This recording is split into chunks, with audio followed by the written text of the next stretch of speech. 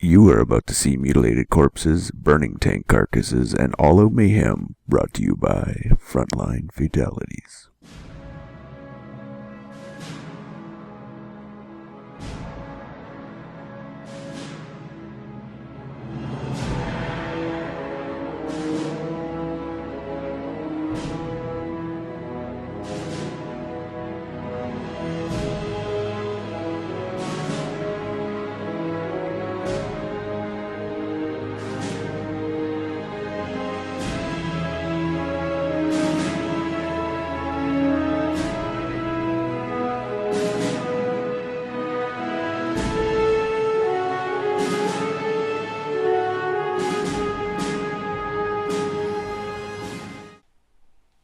What's up, Company of Heroes fans, and welcome to episode 50 of Frontline Fatalities, brought to you by the Frontline Network, presented by me, Tommy, and FatalSaint. What's up, man?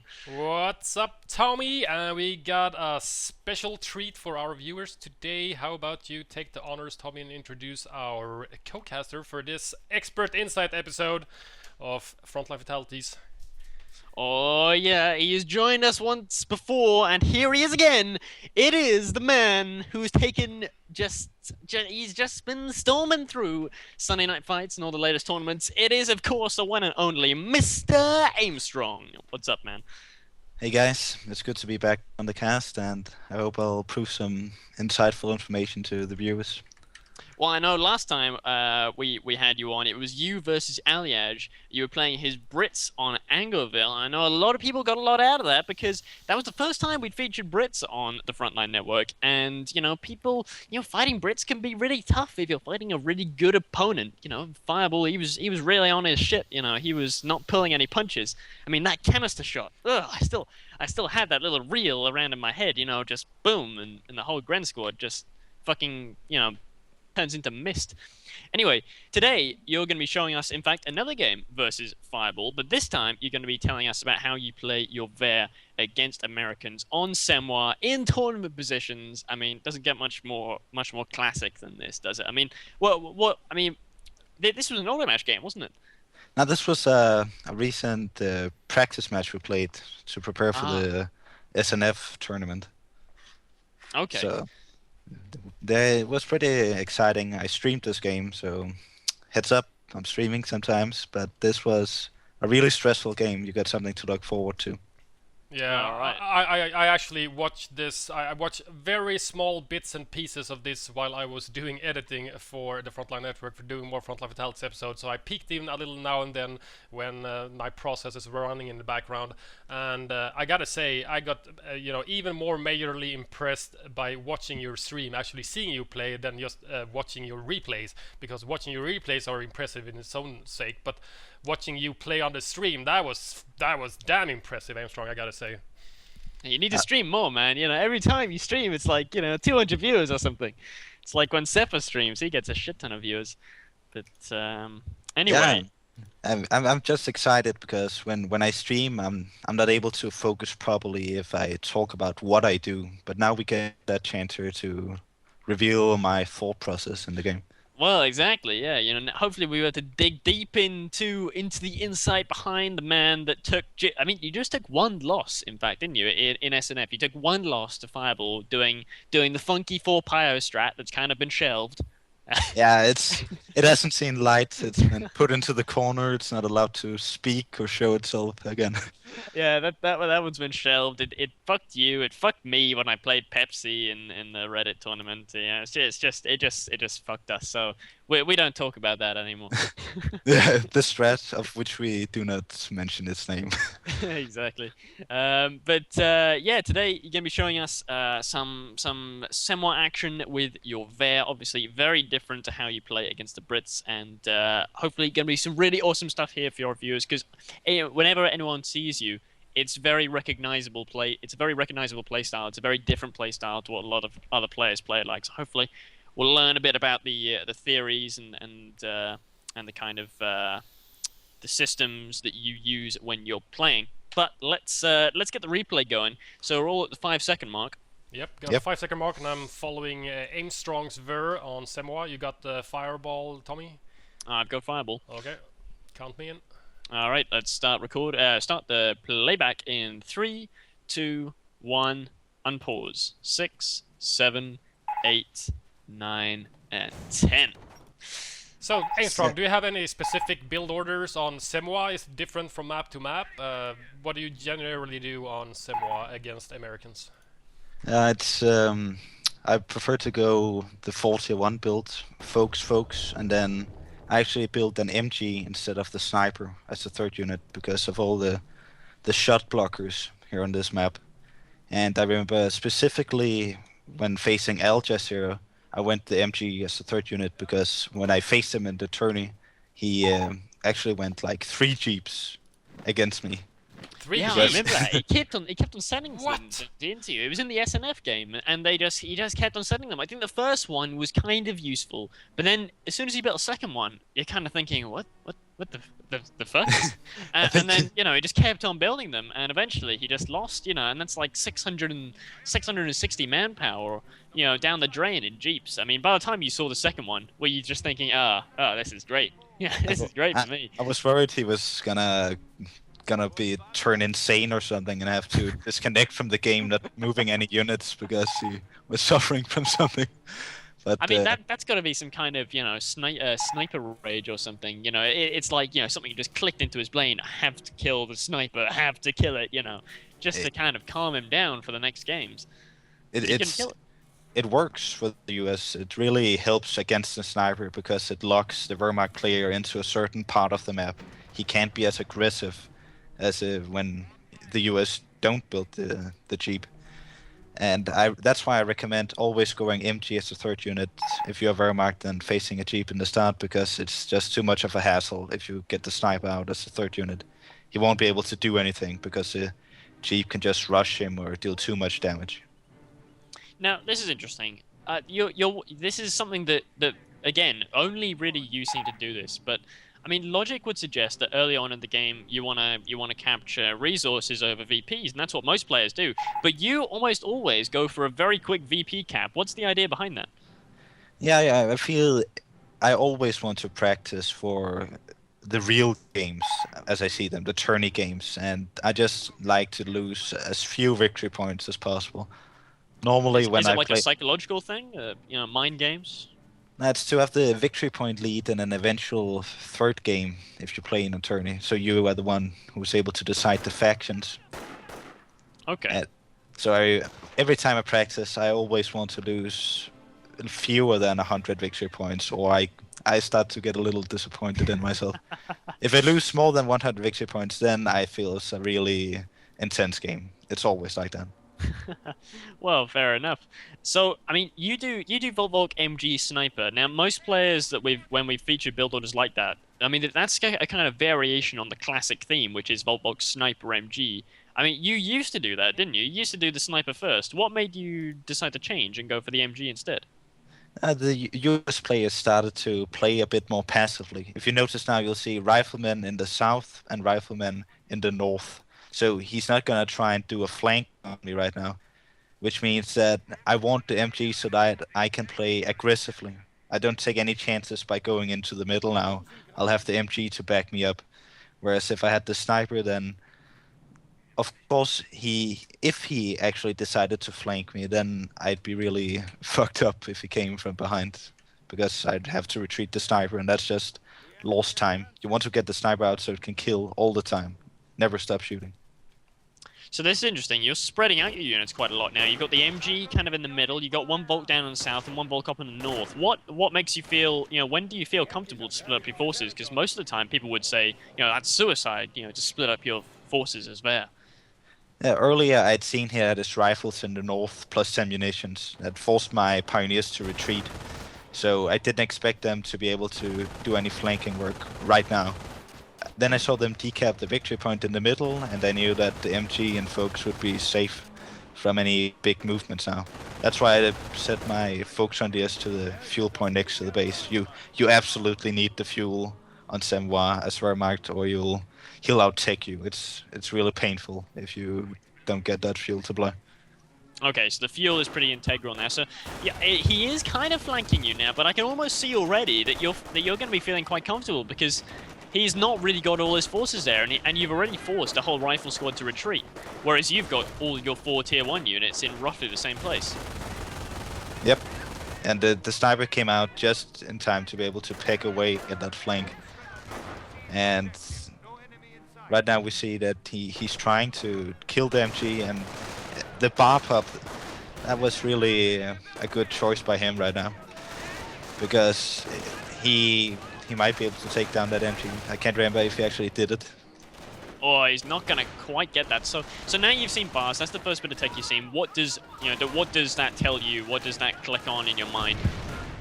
It tells me that he is going for early game dominance right now, and most people would think of getting out an extra MG as a 5th tier 1 unit against US. That's pretty much the standard play if you're Wehrmacht. But I prefer to just get the veterancy out faster. You know, I always get grenadiers. That's part of my strategy.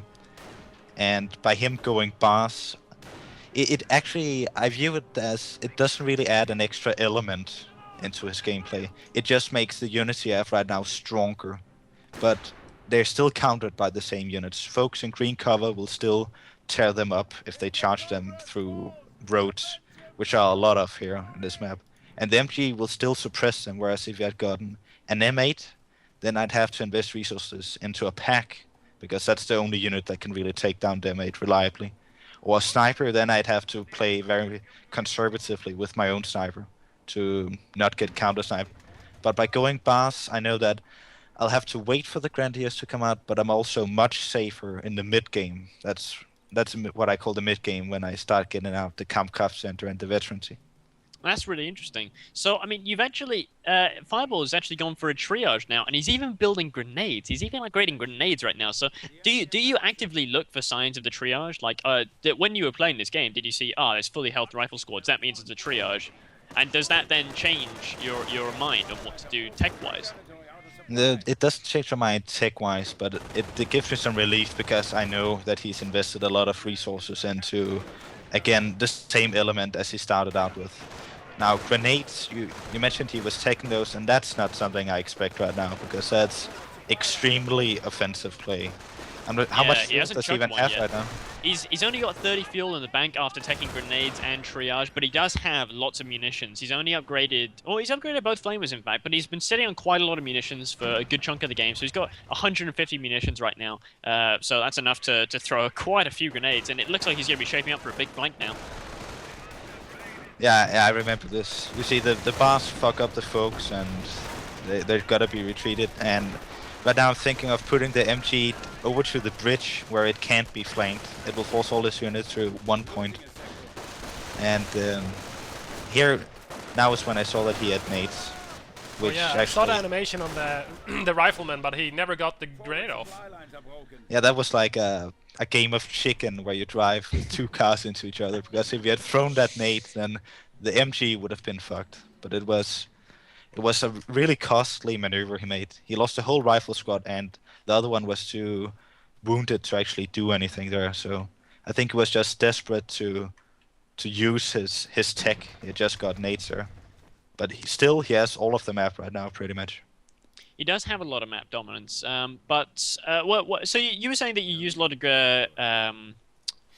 a lot of grenadiers, and we've seen you use a lot of vetted grenadiers. But of course, the question that a lot of players are going to ask themselves is when to get that veterancy. When do you actually buy that? Given that you've seen bars, and now you know there's grenades, and now you know there's triage. Normally, if I see bars, I get veterancy after the very first grenadier. I want it out as soon as possible, because it reduces the manpower cost of my army. If you get veterancy 2 instead of the second grenadier, then that means one less combat unit, of course. But if he has gotten bars, then his rifleman would be able to, in most situations, beat the grenadiers anyway. So by getting the veterancy, then you can start pushing out without taking any manpower loss and without giving away veterancy. But in this situation, you've actually decided to go for that second Gren before getting the Kampfkraft Center. Was that just because of sort of ease of building the Gren? You had no pioneers in position at the time? No, That's what you sometimes do, but this time was because he had drained so much fuel off of me. I didn't have any fuel to Oh, I see. actually rush the veteran C2. As you Okay. get, it's as expected. He's invested a lot of resources into early game riflemen, and he has most of the map because of that.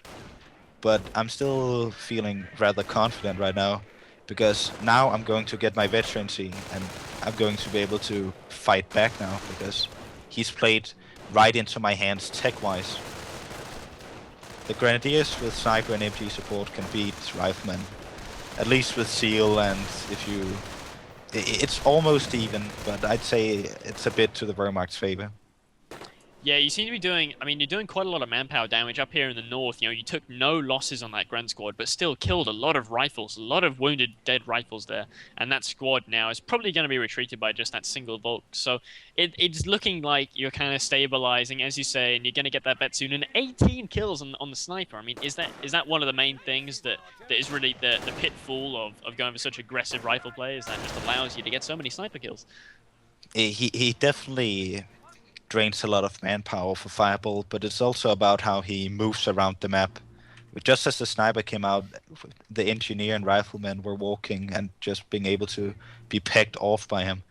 And it's very costly for him right now, but usually at this point, I start to be wary of him getting a sniper of his own. And I say to myself that I've got Veterancy 2 now, I've got Seal for my troops, so I actually don't need the sniper right now to be on par with him. So at this point of the game, I start to play more passively with my sniper, so that I can use him in case he has one of his own. I don't take any chances of being counter-sniped anymore. Okay, that's interesting. So yeah, I mean the Vet 2 has now just hit. You still got all your first tier 1 units out. And how many Grenadiers would you normally build? Given the tech that you've seen, how many would you build? And where do you build a pack in all this, if any, or do you wait for tech first?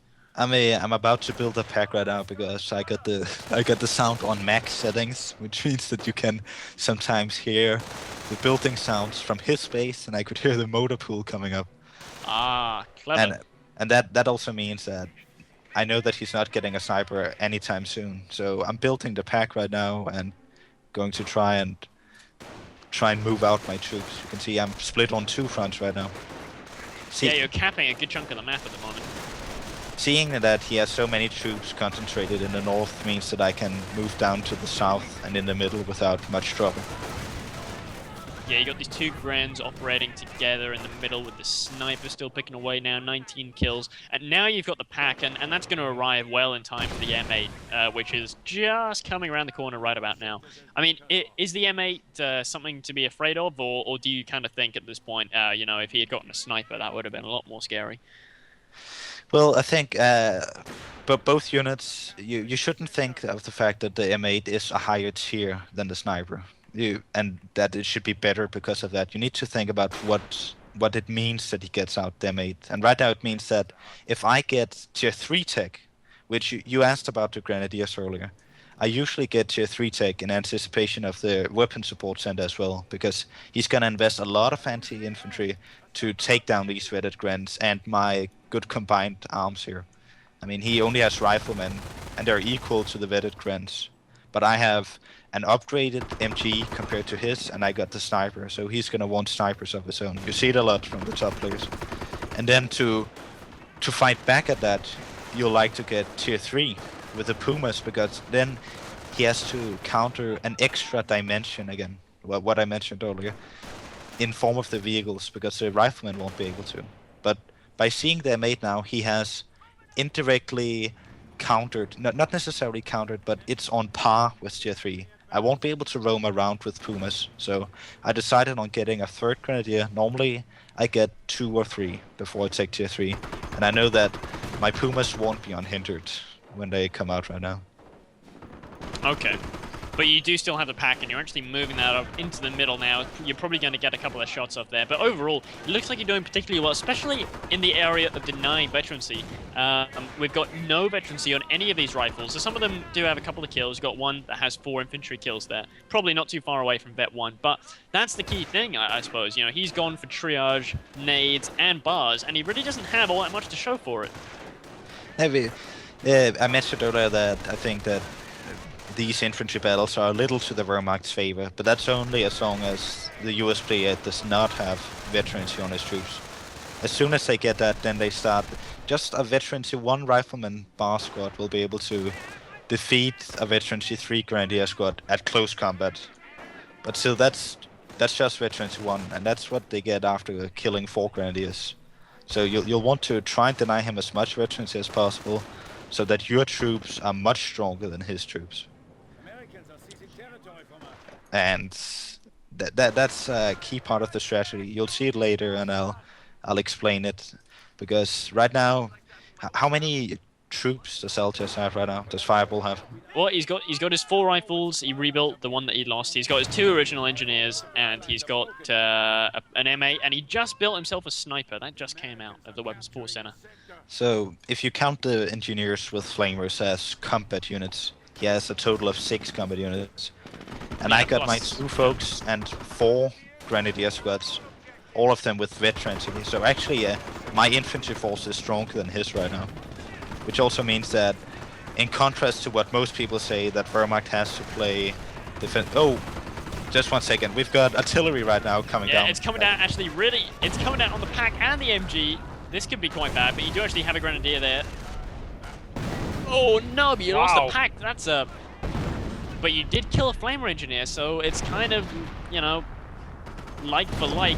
It was tough, but I remember I cancelled my tech. I can't remember what it was, and rebuilt the pack as soon as I saw the arty, just in case. And then you can always stop building the new pack if the pack on the field survives.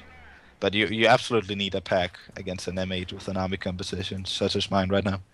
Yeah, But- What's your I guess opinion you on- could always get a Shrek on the Grenadiers, but one Yeah, I was gonna Shrek say. just wouldn't be enough, I guess. I mean, what Shrek- is your opinion on Shreks overall? Yeah, I think they're nice, but they're mostly used to deny him going in with this M8. They're not able to hunt him down. And with this strategy, where I try to get infantry that's better than his, then you'll want to try not to get any Shreks at all, because Seal is just so good when you have 1 person left in the squad. If you're not afraid of any snipers there, then that last person, especially with veterancy 3, will just run amok. He'll deal extreme amounts of damage. And just a little a special advice that not many people know. If the squad leader, he has an MP44 that he shoots semi-automatically. And that means that with Seal, he will actually hit most of the time and shoot like Constant firing with so dead to- accuracy. having that guy as the last person, and the squad will almost deal the same damage as if there was like 3 persons left, 3 people left in it. That's crazy. Do you always choose to go for terror? I do know that terror is generally, when I've seen you stream, your doctrine of choice. Is it just because of this specific play style on Semwa, for example, where you always go for, you want the Grenadiers in your army and you think that Seal is a nice complement to that? I think in maps where I just lost my sniper there, so mine. Jesus. An M8 mine laid there, and they did not survive those. But just back to Seal, I usually pick it at my first command point, because if you float, I think it's more than 2 or is it 3 command points, then you'll actually gain less command points from the experience. That's right, yeah. And so I think you should always have predetermined what kind of doctrine you'll pick, and that's in contrast to many of the other top players I know. And But doesn't Seal, it sometimes change due to what happens in the game? You know, maybe your pre-choice is going terror, but maybe you see a weakness somewhere where, you know, a fast stew could really screw up your opponent, and you really want to go blitz. Do you change your build orders due to that, and just, you know, in the heat of the moment? that depends on the map, because Seal makes it so that your folks will sometimes be able to take on riflemen even at close range. As you'll see, I use my squads to the last man if I think it can be of any help, and that's Seal really helps a lot with that. And on a map as Semwa, I really don't expect this stew to be able to make a big difference because of all the mines and my playstyle. As you see, I push out at the mid game. So I definitely go seal all the time early on when I use this strategy here on Semwa, but on some other maps it's different. And just a key part of the strategy is an MG will ruin a rifleman flank, a part of it. Like one rifle squad coming from the north, you have an MG facing there. That's how most players play. But I see it that the veteran C2 grenadiers with seal, they'll also be able to deter that those riflemen coming in from there, because the riflemen won't be able to defeat the grenadiers, and seal just helps making the grenadiers better at fighting the riflemen, and then suddenly you'll be able to push out a lot more because you're not you your army composition does not rely on the stationary MGs, but instead on an infantry unit that's like the rifles, just better, until he gets residency, of course. Now Fireball actually has 2 snipers, one with only 4 kills, and you did lose your sniper, but you rebuilt it, I see. It's still on the field, here he is. There's a new sniper with 3 kills, and I can't actually remember what kills he had before he died, but he had quite a lot of kills. It was 25 or something like that. 25-ish, somewhere around that. That's a lot of manpower, especially picking away on rifles most of the game. You took a couple of shots on engineers here and there, but generally a lot of rifles, and you know, it's very costly manpower-wise, and now with Vet 3 infantry, the only real counter that Aljaz has is his 2 snipers. Yeah, so at this part of the game, with him having those snipers, it's absolutely necessary that you do not lose your own sniper, because just the fact that he's out on the field makes it so that Aljaz needs to be careful and that he can't just free fire on my troops. So you don't even need to shoot with him, even though I did that there, because I knew that his snipers wouldn't be there. You just need to have him on the field so that he doesn't free fire. As you'll see in the north right now, he picked away at a grenadier squad, and he's just running out of cover to them because he knows I only have that one sniper and he's in the middle. And if you don't have a sniper or a counter, but I'd say you absolutely need a sniper when he has 2, then your grenadiers will just give him away, will just cost you too much manpower. 37 per man, that's 74 every time he shoots. Yeah, he is really beginning to lay into you now with these double snipers. I mean, the Vet 3 infantry is really interesting because as someone who has watched probably more of your replays than anybody else, Vet 3 infantry is not something that you get an awful lot. What was the decision behind that? I felt in this game that he had built an M8, he had gotten full rifleman tech and triage. I actually didn't expect him to have the resources available to get 2 snipers out right now. So normally I get the Puma before I get Veteran C3 to add that extra dimension into my army. But in this game I was surprised that he was able to get the snipers out fast enough. Yeah, they are fairly pricey, and they still managed to get 2. That's fairly impressive. He hasn't lost one of them yet, so you know that probably helped. But at the same time, your other sniper had 25-ish kills. The current one has 5, so that's 30 riflemen almost dead from that. And also, you know, he lost a complete rifleman squad. He spent a lot of manpower and fuel on upgrading his rifles, and you know they haven't even gotten that much veterancy yet. If you notice, then most people say that Wehrmacht is defensive, the reactionary faction. But right now, if you look, he has his M8 up in the north to prevent any of my troops from moving up there. And earlier, I had those 3 folks in the south, but he had to he tried to take them away with a rifleman and then a flamer squad. But I prop-warred them. But still, that's 2 squads just to take back the part of the map from one of my squads. That's a good position to be in. It's very efficient, yeah, for you. And his snipers are still, because, I mean, you gave a shot there on one of his retreating engineers. It wasn't going to kill a sniper, but was that just, you know, to kind of warn him that your sniper was there and that, you know, maybe that might prevent him from just, just leaving his guys on attack move and draining your manpower. It's just you need to use your sniper as much as possible. In high level play, you shouldn't expect to get the counter snipes in, but so you should. It's about taking away as much manpower from him as possible without losing any of your own. And here in the middle, it is. Yep, it is. I remember if you watch this on my stream, the VOD, just to Yeah, I'm sorry, I have to gloat a bit. I was fighting 3 places at one turn and still got that counter snipe, and that was because of control groups. So please, people, use control groups. Learn to use it. I know it takes some time, but if I hadn't control grouped my sniper there, and then I clicked the D to toggle fire, so that he free fired, and then he automatically prioritizes enemy snipers, then I would have been able to take down that sniper, and that really that meant a lot right now in the grand scheme of things. Yeah, I mean, that was a Bet 2 sniper as well, and that leaves him with just a single sniper with 3 kills there. And still, you know, the only real veterancy that's coming in is on his M8, which is not really where he wants the vet to be. I saw he got 1 vet stripe on one of his rifles in the north at the fuel his harassment. rifles are vet 1, okay. yeah. But still, only vet 1 against vet 3 infantry. They're still fairly outgunned, even fully upgraded with bars and everything. We've seen a lot of grenades thrown, for example, by Aljaz on grenadiers and bolt grenadiers, and they just don't do anything, really.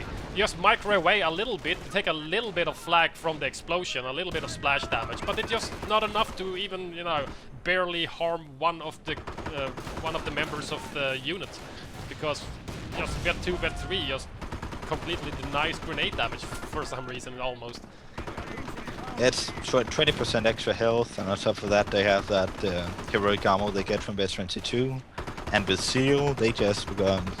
I don't think they are humans anymore, they must be something else. Terminators. Super soldiers! German super soldiers, that's what they are. Nice grand grenade in the center, wow, 3 rifles down, very low health. Another vet stripe, however, killing 1 grenadier. I guess the bad part is that if the M8 and Flamers soften up the health on the grenadiers and he actually managed to finally get a kill on his bar rifles, he gets quite a lot of XP for them. But at the same time, it's gone on for 26 minutes now, and all he's gotten is 3 rifles with 1 veterancy from that very early... he spent a lot of fuel and manpower upgrading to bars and grenades on them, and you know, only 25 minutes later he's getting barely any veterancy, just the vet 1 on the rifles. If you notice now, he's got a Sherman out. He decided to go for tank depot, and again that's a new element into his army, because the M8, as I said, it deters. It's on par with the Pumas, but it doesn't counter them. And since I am in a superior position infantry-wise, and he won't be able to. I mean, you've seen so far, it's cost him a lot of manpower to confront me. He can't expect to get veterancy and then defeat me that way. He needs to add a new element, and that's why he decided to go for tanks right now. I'd actually expected him to get a howitzer. Yeah, I was just gonna ask you that. Do you think that the Sherman, the tank depot tech, is a good choice for him, considering you have, you have a Shrek, you have a pack, you even have an upgun Puma? Was that just a light counter to his M8 if you get a chance to pursuing a very damaged M8 from the pack and the Shreks? It was, exactly. I'd hoped to get it earlier, but I didn't. My Shrek people didn't do as I had hoped. Again, they're such a disappointment against M8. But against the Sherman, then 1 pack isn't enough. You'll want a Shrek Grenadier and a pack, and that will deny the Sherman in a certain area. As you can see, I've actually destroyed some of the hedge in the middle right now with the pack. I ended up stopping because he moved out, but that was to get cleaner line of sight for his M8, but it also helps against the Sherman. Ah, neat. Yeah, his, so his M8 is really a thorn in your side. It is skirting around. It's been protecting a lot of the areas of the left-hand side, denying you from capping a lot of the map. Even though, you know, compared to the early game, you've had map dominance in the mid game, so. Because you basically had almost the whole map except for the sectors outside of Aljaz's base. But that's, I think, at the mid levels of play, the M8 is a really defining unit in a game, because it can... I remember when I was there, like, you send the M8 in, make an M8 mine, kill 2 folks, MG, the med bunker goes down if they use that. But at this level, the Wehrmacht players are usually prepared for it in a different way. You can't just rush it in and hope he doesn't have tier 2. You also have to worry about mines. So instead it's it denies an area, like it denied the north while it was there. And he's played extremely well with it. I mean, it's only a unit he has that really has veterancy. And so far it's alive. it's really delayed my advances. Oh god, this Sherman hasn't gotten a single kill yet, and it just took 2 pack shots to the front, both penetrated. Shrek Gren jumps into the building and gets 2 Shrek penetration on the frontal armor as well. That's not a happy Sherman for Fireball right now. If you notice in the middle, the You're M8. blocking that M8, yeah, because I can see you're bringing up the pack and you're going to get a shot off there. Nice. You might take it out. Oh, nice But they- prop war. Oh, if only Stick- the prop war had come in just a second before. I could have driven back now and played it safe, but I felt that I was in a superior position right now, so me losing the Puma, I mean, it's in a really bad spot right now. And him losing the M8, since I'm leading the game, then I can also afford to lose the same amount of resources as him. I'll still be in the lead. Yeah, now you're gonna lose the upgun Puma most likely due to a sticky or the Sherman or anything can really kill it. Just something tickles it and it's gonna explode. But at the same time, you killed 1 unit for 1 unit. So, and you know, as you said, if you feel like you're in a dominant position, 1 for 1 is a good trade, I guess. Yep. And normally I counter the Shermans now with stocks. Again, they don't kill them, but they deter them, just as the M8 deters Pumas. And eventually they can kill them, but it's not being decided in some duels between those. But here in this game, I decided to opt for a stronger tank, if you'll see in the middle of the map right now. Oh yeah, that is just a small step above the Stug. Above the Stug, yeah. In terms of firepower. You've gotten that fairly quickly, actually. Normally you don't see the KT until sort of the 40-minute mark, but, you know, with 31 minutes in, and here's the KT, and, you know, there's no fucking way that Fireball can counter this now. I mean, he just spent virtually all of his manpower on an AT gun, but that's 1 AT gun and 1 Sherman. Against the in terms world. of AT. Yeah, I mean... Well, I think he went to go for the tank depot because he knew that I would go tier 3, and then you can... It's a really good trick to suicide a Puma. You drive it a path that you don't expect them to have laid any mines, and then you put it in the base and just destroy the howitzer, which was his other tech choice. And he knew he couldn't do that without proper vehicles on the field. And I think that's why he went for the Sherman.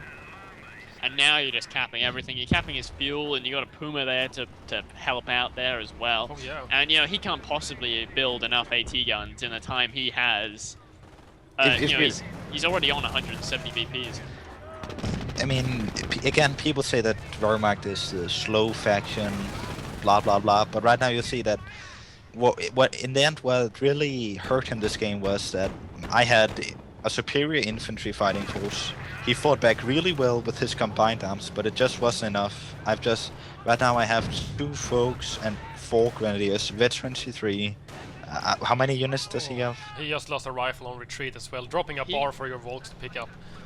And again, bars with seal, that's really, really nasty. You should pick them up with Folks Grenadiers, because they're, even though they visually have the same weapon as the Grenadiers, it doesn't deal as much damage.